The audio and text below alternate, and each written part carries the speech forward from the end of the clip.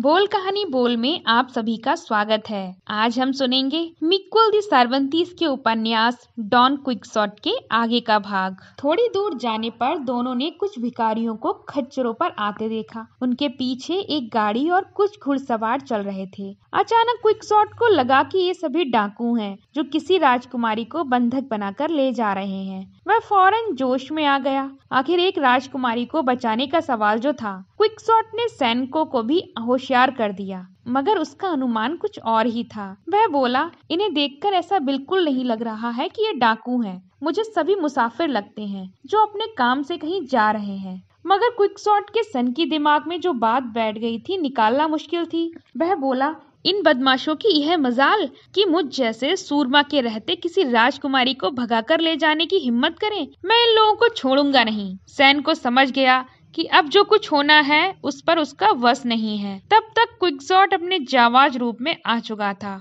टूटे हुए भाले को हवा में लहराकर उसने उन लोगों के पास आते ही ललकार लगाई, मेरे रहते हुए इस राजकुमारी को उठा ले जाने की तुम लोगों की हिम्मत कैसे हुई? एक हथियारबंद अजनबी के अचानक इस रूप को देखकर भिखारी बेचारे घबरा गए। वे एक दूसरे को मुंह देखते हुए राजकुमारी की बात पर आश्चर्य जताने लगे।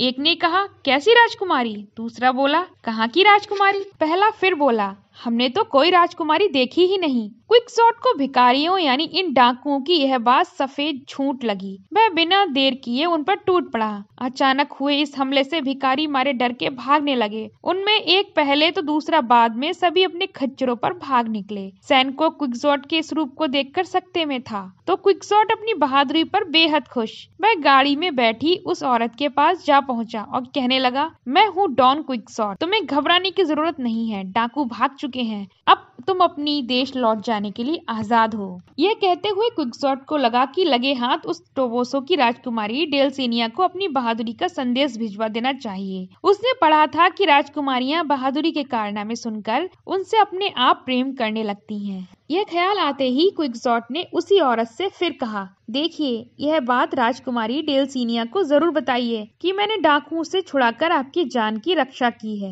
वह औरत एक अजनबी की बातों को जब तक समझने की कोशिश करती, उसके साथ चल रहे एक घुड़सवार ने क्विक्सॉट को इस तरह से उस औरत से बातें करने से रोका। क्विक्सॉट ने उस घुड़सवार पर एक तीखी निगाह डालते हुए कहा, लगता है तुम मुझे पहचानते नहीं। मेरा नाम है डॉन क्विक्सॉट, एक महान योद्धा, मगर तुम तो मुझे बहुत नीच मालूम जान पड़ते हो। घुड़सवार को यह बात नागवार गुजरी और वह फौरन क्विक्सॉट पर हमला करने की हालत में आ गया। मगर इससे पहले कि वह हमले के लिए कूदता, डॉन ने एक झटके में उस पर हमला कर दिया।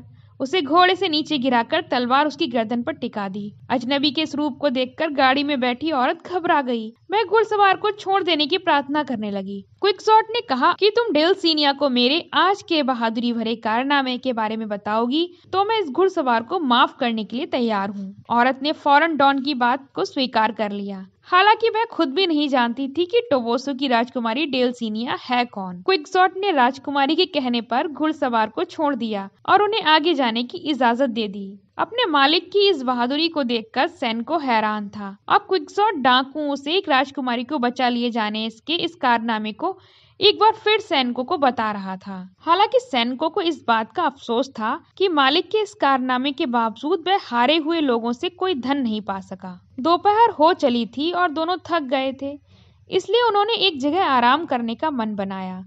क्विक्सॉट ने अपना घोड़ा घास चरने के लिए छोड़ दिया था। जहां पर उसे घास चरने के लिए छोड़ा गया था, वहां पहले से ही कुछ और घोड़े भी घास चर रहे थे। उन घोड़ों ने एक अजनबी घोड़े को अपने पास देखकर उस पर दुलत्तियों से हमला कर दिया। पास ही उन घोड़ों के हट्टे कट्टे मालिक भी आराम कर रहे थे। घोड़ों की आपसी लड़ाई देखकर वे वहां आ गए। फिर क्विक्सॉट के घोड़े पर लात घूंसे बरसाने लगे।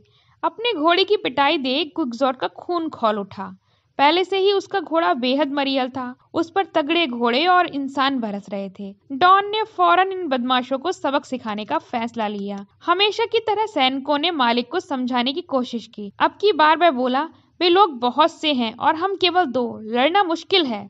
डॉन क्विक्सॉट फैसला कर चुका था। वह बोला, तुम कायर और डरपोक हो, तुम में किसी वीर की तरह मुकाबला करने की हिम्मत नहीं है, मगर इनसे निपटने के लिए मैं अकेला ही बहुत हूँ। यह कह डॉन दौड़कर उन घोड़ों के मालिकों से जा भिड़ा। वे सचमुच अच्छे खासे तगड़े और बलवान नौजवान थे। उन्होंने डॉन क्विक्सॉट की जमकर पिटाई कर दी। मालिक को पिटते देख बीच बचाव करने गए सैनिकों को भी उन लोगों ने अच्छी तरह से पीटा। उनके जाने के बहुत देर बाद जब दोनों को होश आया तो दुनिया पर विजय पाने का सैनिकों का सारा जोश खत्म हो चुका था। वह विश्व विजय की सनक से अब खुद को अलग करने की सोचने लगा और गांव लौट जाने की बात कह रहा था। क्विक्सॉट सैनिकों की इस कायरता से जरा भी खुश नहीं था। उसने समझाया, गांव जाकर भी आखिर तुम्हें क्या मिलेगा, मगर तुम मेरे साथ दुनिया को जीतने के काम में लगे रहे तो तुम्हें भी लोग याद करेंगे, तुम्हारा नाम होगा, लोग तुम्हें बहादुर कहेंगे, सलाम करेंगे। हमारी जीत के साथ साथ तुम्हें राजकाज का जिम्मा मिलेगा। यह सब गांव लौट जाने पर कैसे होगा?